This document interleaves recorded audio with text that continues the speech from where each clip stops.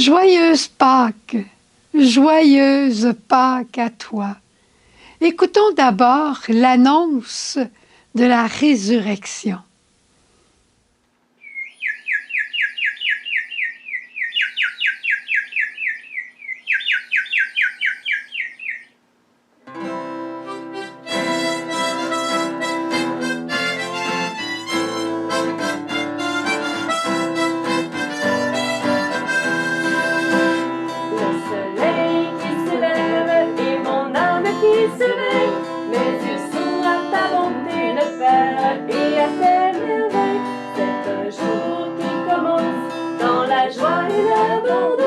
Espérons tout de ta grâce, j'aimerai tout simplement.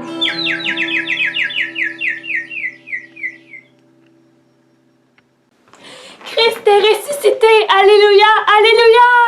Il est vraiment ressuscité, alléluia, alléluia. Ce matin, très tôt, nous nous sommes rendus au tombeau avec nos aromates. Puis vous savez pas quoi? La pierre était roulée à côté. Alors puis là, sur la pierre. Mais là, on s'est mis à avoir peur. Puis là, on a vu des anges, 2, qui nous ont dit « N'ayez pas peur ». Une chance qu'ils nous ont dit ça. Puis après, ils nous ont dit « Entrez, regardez, voyez, il n'y a rien dans le tombeau. » Puis là, dans le tombeau, on a vu les linges bien placés. Mais Jésus n'était pas là. On s'est dit « Il faut aller dire aux frères. » Mais qu'est-ce qui s'est passé? Il faut dire aux frères qui sont en France, qui sont en Amérique du Sud. Il faut dire aux frères de partout. Mais là, savez-vous quoi? C'est pas tout. On a rencontré Jésus lui-même. Puis il était vivant. On l'a rencontré sur notre chemin, puis vous savez pas quoi? On est toujours après dire, on sait pas quoi, mais ils savent pas. On a rencontré Jésus, puis on y a embrassé les pieds. Et là, il nous a dit, allez vers mes frères, je vous précède en Galilée. Oui! Il est vraiment ressuscité! Il est vraiment ressuscité, puis il est en Galilée! Christ est ressuscité, il est vraiment ressuscité. Et dans la nuit de Pâques, à la vigile pascale, cette année, à Rome, le pape a fait une homélie que j'ai trouvée très, très intéressante et je veux t'en partager quelques points. Dans les jours qui viendront, je te parlerai moi-même de ma Pâques, mais comme j'enregistre ce message alors que la vigile pascale n'est pas célébrée, j'ai pensé que ce serait mieux que je te parle de l'homélie de notre pape à ce moment ici.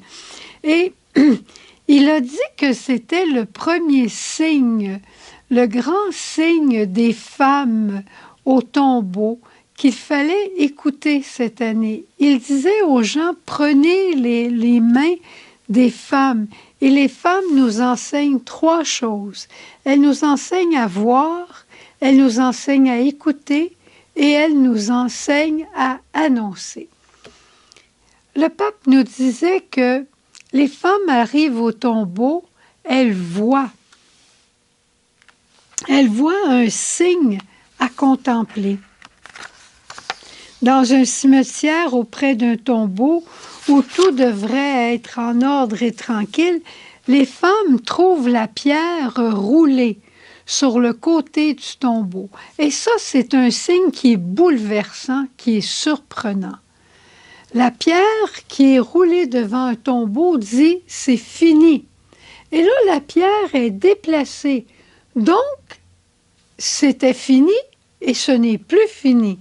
Qu'est-ce qui se passe? Eh bien, voilà ce qui se passe. Mais les femmes reconnaissent qu'il y a un signe étonnant. Le pape nous rajoute, comme les femmes de l'Évangile, les questions et les doutes prédominent en nous. Et notre première réaction à ce signe est la peur, le visage incliné vers le sol. Mais, dit-il, trop souvent nous regardons la vie et les réalités avec les yeux tournés par en bas. Pourtant, le Seigneur, en cette nuit, veut nous donner des yeux différents, éclairés par l'espoir plus que la peur, éclairés par une espérance nouvelle. La mort n'aura pas le dernier mot sur nous. Il continue en disant que les femmes, elles écoutent. Les femmes écoutent les deux hommes vêtus de blanc leur dire que le Christ est ressuscité et qu'il n'est pas ici. Cela fait du bien d'entendre ces mots. Chaque fois que nous prétendons avoir tout compris de Dieu, pouvoir le faire entrer dans nos schémas, répétons, il n'est pas là. Nous ne pouvons pas célébrer la Pâque si nous continuons à rester dans la mort, si nous restons prisonniers de notre passé, si dans la vie nous n'avons pas le courage de nous laisser pardonner par Dieu, de changer, de rompre avec les œuvres du mal, de nous décider pour Jésus et son amour. On a besoin d'écouter et on a besoin ensuite d'aller annoncer. Et c'est ça que les femmes vont faire. Elles ont vu, elles ont écouté ce que les anges leur disaient et elles s'en vont tout de suite l'annoncer. Quand on a une bonne nouvelle, on ne peut la retenir. Et le pape de dire « Pâques n'arrive pas pour consoler le cœur de ceux qui pleurent la mort de Jésus, mais pour l'ouvrir en grand à l'annonce extraordinaire de la victoire de Dieu sur le mal. » C'est extraordinaire. Tu as de la peine, ça se peut que tu aies encore de la peine après Pâques, mais il faut que tu saches que la mort n'a pas le dernier mot. Ta maladie n'aura pas le dernier mot. Ta solitude n'aura pas le dernier mot. Un jour, tu seras avec le Seigneur, guéri. Un jour, tu seras avec tous les tiens, auprès de lui. La mort, le mal n'a pas le dernier mot. C'est beau, hein? Mais les femmes, elles ne se soucient pas de leur réputation.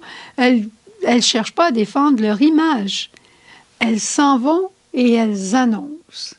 Et quand j'ai lu ce texte, je me disais, c'est comme la Vierge Marie. C'est comme la Vierge Marie. Marie qui était là, qui était une présence, une écoute et un émerveillement. Marie, elle voit un ange arriver chez elle, elle écoute ce qu'il lui dit, et ensuite, tout émerveillée, elle s'en va vers Élisabeth. La Pâque avait déjà commencé dans le cœur de Marie. Et la Pâque, aujourd'hui, veut commencer dans notre cœur à nous. Sachons regarder autour de nous. Peut-être que les choses ne sont pas identiques. Peut-être qu'elles sont différentes. Sachons écouter jusqu'au bout quand quelqu'un nous parle. Et annonçons le bonheur que Christ est ressuscité et que la joie de Pâques, elle est pour nous. Je te souhaite une belle journée de Pâques. On se retrouve demain. Et là, j'aurai tout l'enthousiasme de la veillée pascale. C'est pas passé. Cette nuit qu'on va célébrer n'est pas comme les autres nuits. Il y a un passage qui se fait à la vie, à une vie nouvelle.